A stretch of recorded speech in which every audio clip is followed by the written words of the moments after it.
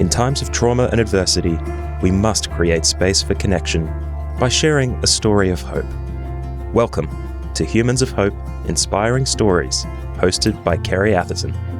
This podcast shares inspiring stories of individuals who have faced significant challenges and emerged stronger, offering hope and resilience to listeners all over the world. Join Ferry, the founder of Stories of Hope Worldwide, every week to hear these remarkable journeys and find the strength to overcome your adversity. Now, let's listen in to this week's conversation.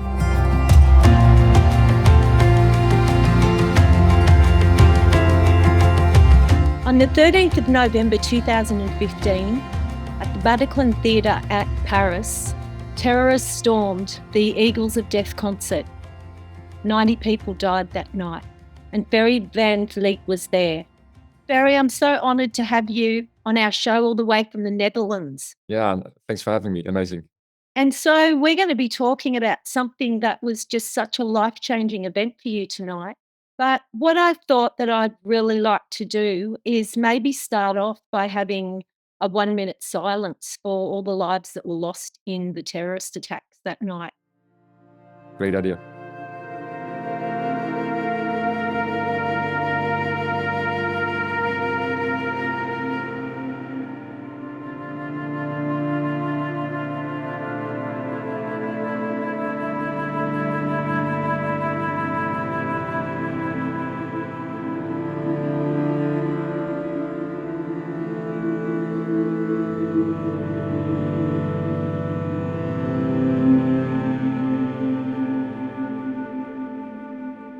Thank you, Ferry.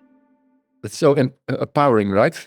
Yeah, I know, it is. Yeah. I sometimes do this at the end of my presentation before I, say my final words.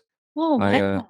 But it's a good thing for people to end with the right or to start with the right mindset, I think. Can you tell us a bit about your life before that fateful night where everything changed forever? Yeah, it was 2015, and I was a physical therapist at the time. I had a girlfriend, and I was actually about to buy a share of a physio company I was working for. So I was going to be an entrepreneur. I actually almost signed those documents the night before we went to this trip to Paris. And yeah, my life was it was easy. There were no problems, no clouds in the sky. My mind was very occupied the period of the attack, and one of my friends said, "Well, let's go away for a weekend, so to get some stress relief and just hang out with the boys and have a drink and see a nice rock show." I'm going to explain later a little bit about myself in the past to connect it to my story. But then suddenly after that night in Paris, my life was turned upside down, to put it that way. Yeah. It was such a life-changing event, wasn't it, for you and so many others? For the world, really, seeing that happen from the other side of the world was just terrifying. But to have been in the middle of that, nobody could ever understand unless they were there like you were. Yeah, it's so weird to be a part of like world news. Everywhere I travel around the world, everybody knows about what happened there. It's still weird to get your mind around that. Like, I think everybody knew where they were when they heard about when the plane hit the first tower in the 9/11 attack. And it's like, I mean, everybody I know, especially in Holland and Europe, they never will forget where they were when they heard about the attacks in Paris. So Was you able to tell us about that night? Do you have much recollection of that evening, or is it wiped out? No, it's all there, but it's in a good spot now, if you know what I mean. Yeah. I mean, Yeah. I'm sure everyone would really love to hear about what you went through, but also more importantly now, how you've built resilience and been able to come out the other side. of course, yeah. Yeah, so me and my buddies went on this road trip. It's like a 5-hour drive from where we live to Paris. And we were only there for the night, Friday on Saturday. But it was a Friday the 13th as well. I'm not superstitious about that stuff, but it's a fact. So around 5 p.m. we arrived in Paris and we dropped our bags off in the hotel, and we went straight into the city to have some drinks and I think we ate hamburgers that night, I remember. And around 7, we entered the venue. It was packed already. The opening act was performing. And we were trying to find a nice spot in the room. We actually picked a spot that was kind of close to the bars and to the toilets. But without knowing it, we were also right next to an emergency exit, without knowing that. I'm not that kind of person that goes out and checks where's the emergency exit. I know some people do that, because maybe they've been taught to do that by their parents or something, but it's not something that's in my system. Important for later in my story. And when the band starts to play, they're like 30 minutes into the show. Suddenly we hear some loud noises from behind us. And I don't interpret it as gunshots at the time, because you must imagine that the music is so loud at concert that it's like I heard something pop behind me. But it was total darkness when I looked over my right shoulder. And then I looked to the stage, and the band ran off the stage. They were aware of what was going on. And then within seconds, me and the rest of the crowd, we were laying on our backs. They say it's like an instinct, reptile response, because there were like 800 people on the dance floor. And within 2 to 3 seconds, everybody went laying down on their backs. Try to accomplish that. If you would ask a crowd, everybody lay on your back now, it will take you at least 50 minutes if they will listen. But I remember laying on my back, and I'm looking at the entrance of the venue, and I see there are 3 guys standing there with Kalashnikovs. And at that point, they are pointing their Kalashnikovs at the crowd, at the spot where I'm laying as well. And they start shooting. And then within seconds, you see people getting hit, die instantly. I saw a girl kind of shot in the chest, a guy shot in the shoulder, and they bled to death right next to me. And there was like this voice in my mind telling me, like, you are gonna die. Relax, stay calm. Because actually, I remember at the time that I wasn't that scared. I mean, if you're thinking about it, you probably would think you go through the worst of emotions. But it was actually, my mind was like calming me down. It was like, they say it's also an instinctive response from your brain that it calms you down and makes sure you don't stand up, for example, because if you stand up in a crowd that is laying down and there's shots being fired, you are the first one to get hit. But my mind was telling me that, calm down, these are your last moments here. That was a very, very vivid emotion. And my psychiatrist said, because I went into therapy, of course, that's actually the wound we need to heal, because you were sure you were going to die, and then you survived. I told you earlier that we were facing an emergency exit. We were standing close to an emergency exit, and someone kicked the door open. And me and my friends, we managed to crawl on all fours, on hands and knees. Also instinctive. Nobody told me, but I just did. I did not stand up the whole time. And then suddenly you're outside. And I just ran away from the venue as far as I could, without visible injuries, at least. Wow. So in short, yeah, it's intense, right? And I don't know if you noticed, but at this time there are several attacks in Paris. There's a bomb that goes off at a soccer match. There are several shootings in bars and restaurants, and 131 people died in the end. A lot of people died in the hospital later on doing surgery, and so. But me and my friends, we escaped, and we later found out that there were 1,200 people in the venue, and like you said, 89 died inside, and 300 were hit by bullets. So 1 out of 3, 1 out of 4 was hit at least. And we were very lucky to escape this. And now I'm here talking to you. Yeah, you need to process this, right? I understand. Yeah, and I take a while to. I'm one of these people that hears information, and I've got a very creative brain, and I take a while to actually process the whole scene and the feelings. And when you were on your knees crawling out, because you said that you had gone to a state of calm type thing, but when you were escaping, did you have like adrenaline running through you and fear and? Yeah, a lot.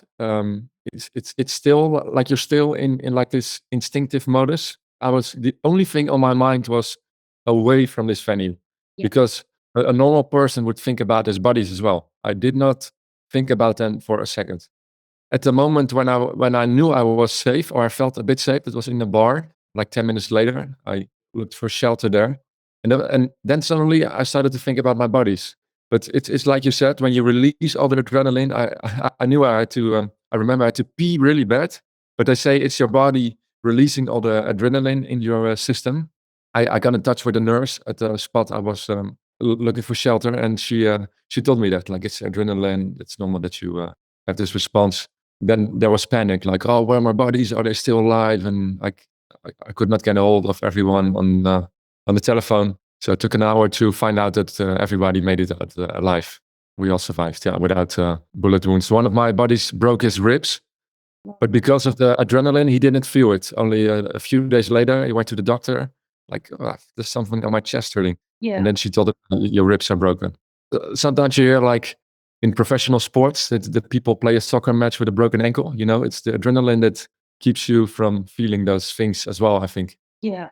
And how long were you at the venue then afterwards? Were you allowed to leave within a certain period of time, or were you kind of trapped there while all the emergency services were coming and going?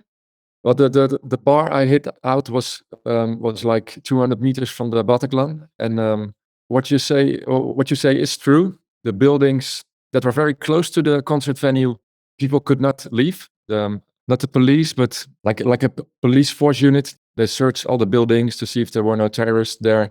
At my buddies, they rang a doorbell like 2 blocks from the Bataclan Theatre, and then the police came in and they took them for they had to file in a victim testimony. Okay, yeah. But because I was so far away from the venue, the police didn't search that bar, so I could leave, and I went home with a lady I met, a French lady. Her name is Veronique, and she offered me, come to my house to calm down, and we can call your family, give you a cup of tea, you can have a shower, because my clothes and my body was still, there were a lot of blood stains on it. Gee, so it's so surreal. Yeah. Yeah, it still is, even 5 years later. Like, Yeah. sometimes you talk about it like it's about someone else, you know what I mean? Yeah. So the days after, how did you process all this? Were you still in shock for weeks later, or did you get into therapy pretty quickly after that? Yeah, we all suffered from PTSD. Yeah, understandably so. I think within a week, I spoke with a psychiatrist, but it took me a few months to find the right one, because I was having panic attacks, a lot of anxiety, problems with sleeping. But those symptoms, they got worse over the upcoming months. So like the first weeks, I felt terrible, obviously, but there was a lot of attention in especially the first few weeks. We were on TV, so there was a lot of media attention and people on the streets and your family, your friends. I mean, everybody wants to talk to you, so that heals a bit as well. But when that fades away, then the tough part starts, for you. And it's also when someone dies around you, the first weeks or days, everybody is texting you, how are you doing? Do you need anything? And Yeah. when the attention fades, then there's time for, really feeling what's happening in your body. And yeah, it took me a long time, almost 2 years, to get these symptoms out of my system. I talked to several psychiatrists, and it took me a few months to find the right one. Like, I knew this man, he's gonna help me. He understands what I'm feeling. He told me that he went to Afghanistan to treat soldiers there on the spot. Well, We also heard, he was telling me a story that he was sleeping in a tent and he heard bombs drop. So he knew a bit about he also suffered from PTSD himself. And yeah, I experienced over the years that if you meet people who've went through the same or feel the same, who also suffer from PTSD, there's like this instant connection. oh, I know there is, isn't there? Yeah, it's almost like what I'm going through, so you understand how you can help me. And his name is Chef. He is really my hero. And I can really say that the PTSD they cured with, is that a thing? EMDR therapy. Yeah.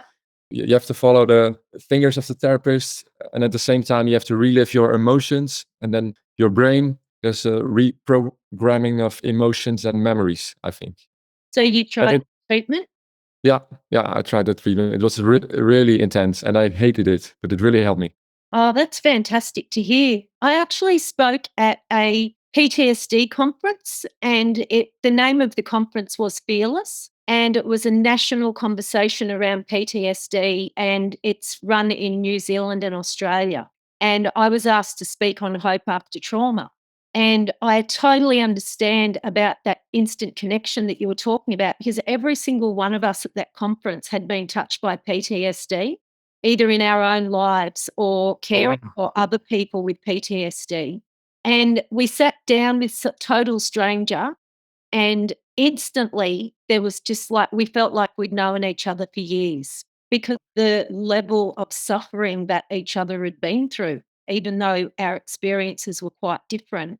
And there was none of this wasting time, talking about the weather, and straight into it, what we've been through. But we all had one thing in common at that conference, and that was to recover, to not remain in that victim mentality that so many people unfortunately get stuck in because they don't know how to get out of it. But this EMDR was one of the treatments that they talked about as being very, very useful for they said around 30% of people don't respond well to cognitive behavior therapy that have PTSD. And so that was one of the other treatments that was found to be having some great success. So it's so great to hear like the level of what you went through, to be able to say, oh, that's something that worked. It did work, yeah. And but I think most of my complaints I got rid of with EMDR therapy, like 60-70%. I suddenly came to realization that the last 30%, it was all up to me to get out of my system. And that's also a bit of a thing to realize that in life, everything is up to you almost, Yeah. And I thought my therapist, he was going to cure me for 100%. Or he was going to give me a pill, to get the last 30% away. But I found out on my own what I needed to get that 30%, the last part of the PTSD out of my system. And for me, it is sports and mindfulness. Yeah, work out in the gym, like sweating like a maniac, and then go to the sauna and lie on those nice beds with bird music. For me, that's mindfulness. To like reset your brain. And I always share that with the crowd as well. If there are people, when there are people there with PTSD, that don't expect your psychiatrist to cure you. Yeah. It is all up to you in the end. And some people, they're like, oh, I'm going to go to the gym and the sauna as well. It can never hurt, but try to find out what helps for you, what resets your brain, because I think we're all occupied with this too much in our lives and Netflix, and you need to reset your brain every now and then. And especially when you suffer from PTSD, because your mind is always occupied. I remember I could sleep for 10 hours and I woke up feeling like I had run a marathon. Your mind is just, Yeah. but try to, search for what calms you down. And one thing because I actually work as a counsellor and I have for many years, but one thing that I say to my clients is, and it's so important, I'm sure you'd agree, is to be aware of what the triggers are. Because if we're aware of our triggers, then we have a plan in place when we're hit with those triggers, because they can literally come out of nowhere, can't they? Yeah. For me, you would think that a trigger could be a loud noise or something, but for me, it's actually sitting on the couch and in total silence. I could experience these flashbacks. That I'm back in my mind, and it's okay to sometimes, have it. I know how to deal with it, and put on some nice music, get a cup of tea, and focus on my breathing. And Yeah. but it's also, like you said, I know there are some triggers that will, if I stuff my agenda from 9 to 5 with appointments and telephone calls and interviews, then I know I will have nightmares or a panic attack. That's something I still need to. I need to balance my life out more. And again, that's also up to me, Yeah. I know if I will pack my agenda with appointments, that I will have complaints again. So what do? Keep some spare time. And sometimes my best friend calls it meditation, but sometimes I just lay on my back on the couch with my eyes closed, and I'm like, I'm not sleeping, but I'm not awake. That you're just being still and thinking about anything. So have you heard about the power of gratitude, I suppose? Oh, the power of gratitude. Yeah, of course. Yeah. That's something that I practice in my still time, is just thinking about what I can be grateful for, because that actually cuts the negative thoughts straight away like that. And also it releases endorphins that make us feel good. 100% true. Yeah. Yeah. I do this every night before I go to sleep. I journal. I keep a journal, and I start to write down my stress level, and it's always 1 or 2 at the moment. Used to be 9 or 10. I rate my day between 0 to 10, I write down where I'm worried about, some funny things that happened, some memorable conversation I would have over the day, but also the things I'm thankful for. That's the last thing I write down before I go to sleep Yeah, every night.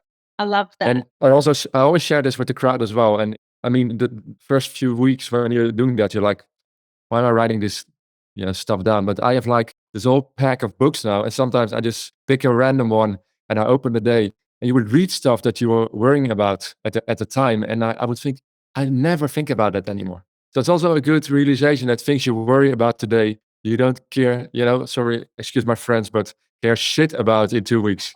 I know, that's so true, isn't it? I've done that. Yeah. And I've read stuff back that I'd been really concerned about. And they say that 99% of the things we worry about never happen. And I can honestly say that so many of the things that I let rent so much space in my brain and waste my time and rob me of my time and my dreams, those fears never happened.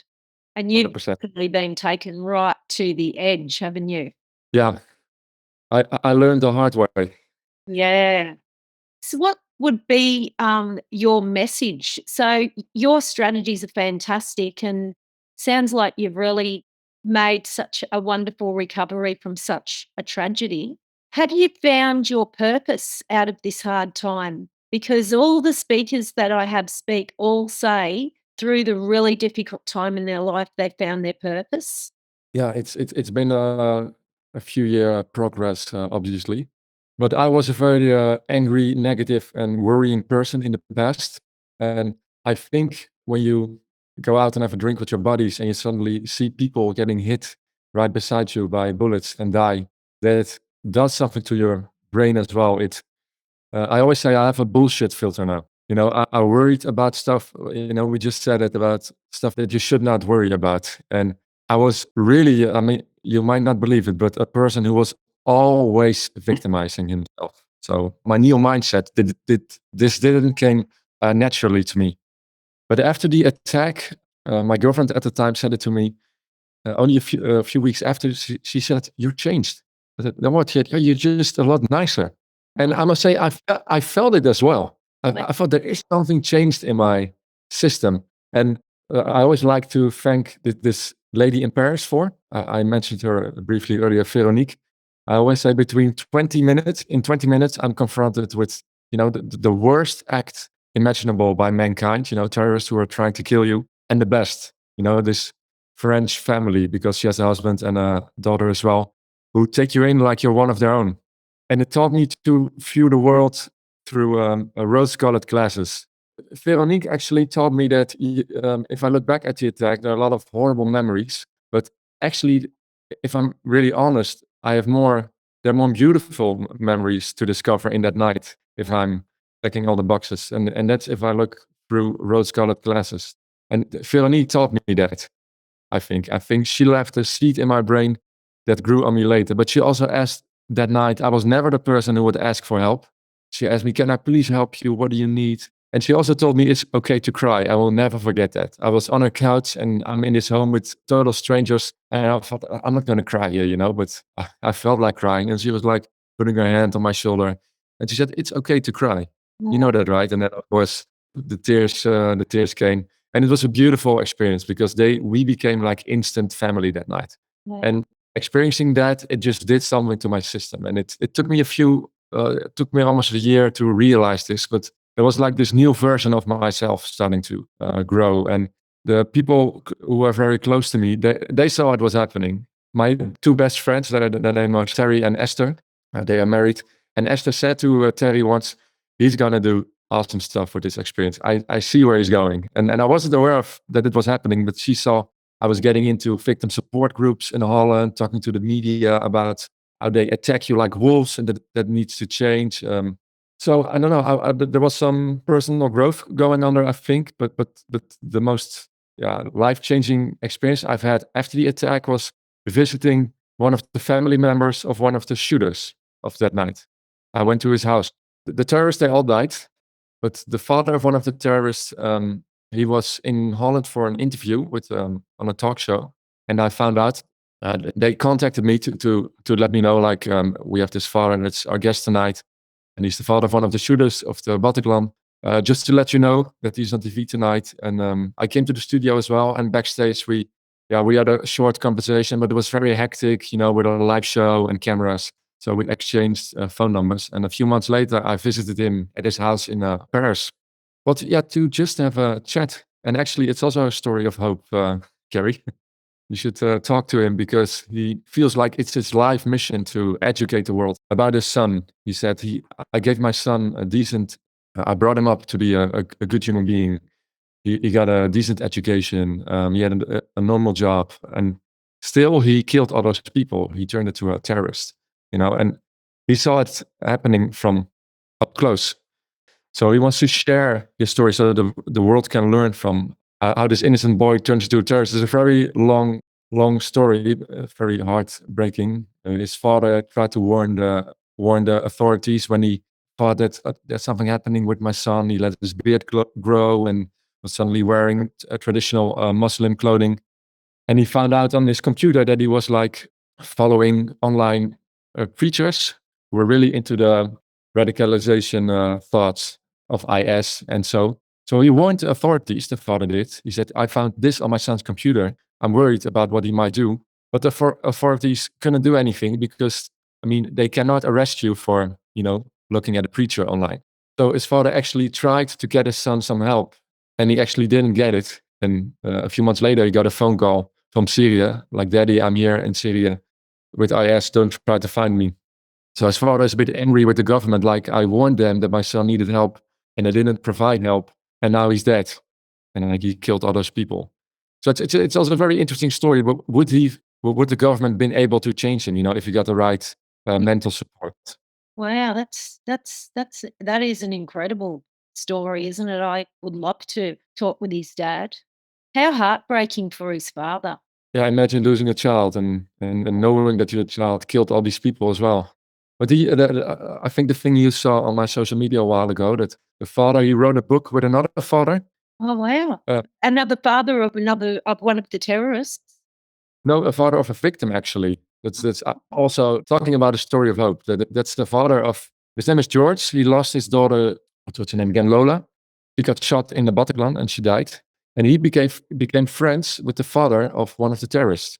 You know what his exact words were? And that's so powerful coming from his mouth. He felt so sorry for the father of the terrorist. He said, because when we found out that our daughter had died, everybody was there to help us. The media, all of our family members, they were there, to help us process it. When Asdeen, that's the name of the other father, when he found out that his son died, because his son also died in the Bataclan, the authorities were there and they put him in jail. Imagine they both lost a kid, but to even have the capacity in your brain when you lost your kid to think about the father of a terrorist, that talking about forgiveness, I think it's such a powerful story that they reached out to each other and they wrote a book to try to answer the question, why does two kids, they are raised in a normal, healthy home, one turns into a terrorist and one doesn't? Why is that?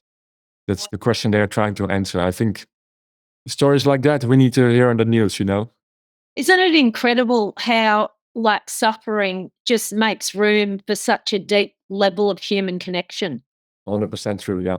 And I don't even know really have the words for it, but it's one of the real bonuses that comes out of suffering, isn't it?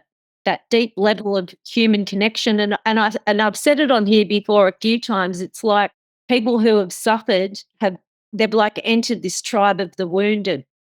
And only those people in that tribe actually really understand, like you said before, about finding that psychiatrist that understood what you were going through.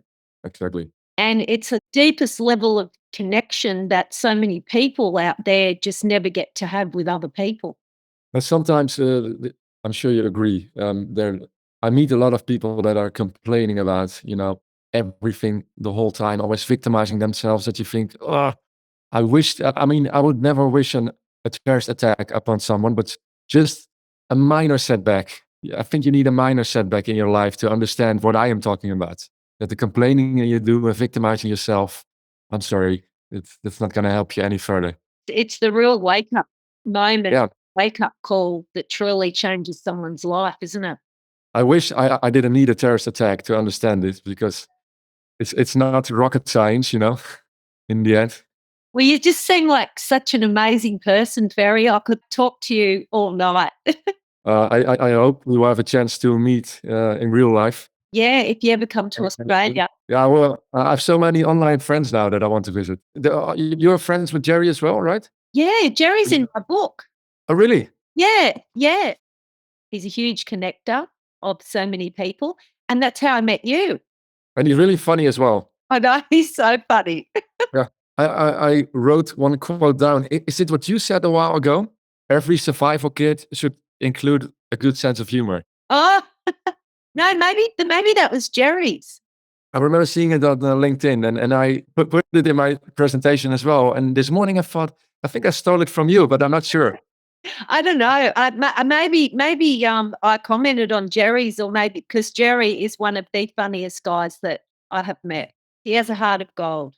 And you need to have a sense of humor about what happened to you as well, right? Even the worst things. If you cannot laugh about life, it's all over for me. It's some people, when I enter the room for a presentation and I know I'm going to talk about the Bataclan attack, then afterward they would say to me, "We could not understand that you entered the stage with such a big smile."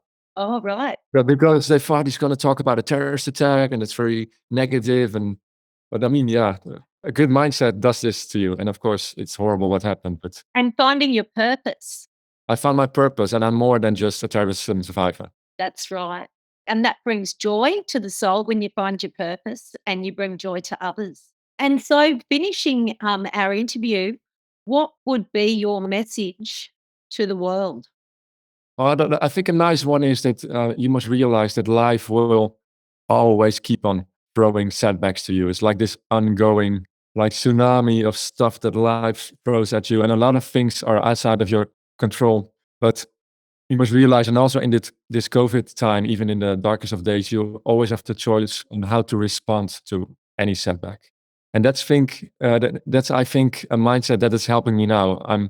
It doesn't matter what life throws at me. Nobody can knock me off my feet again. No one can insult me. No one can make me angry, because I know who I am and what I stand for. And it's not like that every setback is a new challenge, because really these COVID days, I hate it. I want to hug people again and go out and have a drink. But 99% of the things that life throws at you, they're just minor setbacks that you can deal with. Such an amazing message, and you are such a story of hope, Ferry. Thank you so much for joining us. Thanks again for inviting me. Thank you. Thank you for listening to Humans of Hope Inspiring Stories with Ferry Atherton. If this conversation helped you, please consider sharing the podcast with a friend or leave a rating and review on your podcast player. Thank you to Matthew Bliss for podcast production and consultation, and to Kintsugi Heroes for making this podcast possible. If you'd like to find out more about Ferry Atherton, head to storiesofhope.com.au, where you can purchase her books or find out where her next event is taking place. Check the show notes for links and information about our guest in this episode. And remember, you don't have to walk your path alone.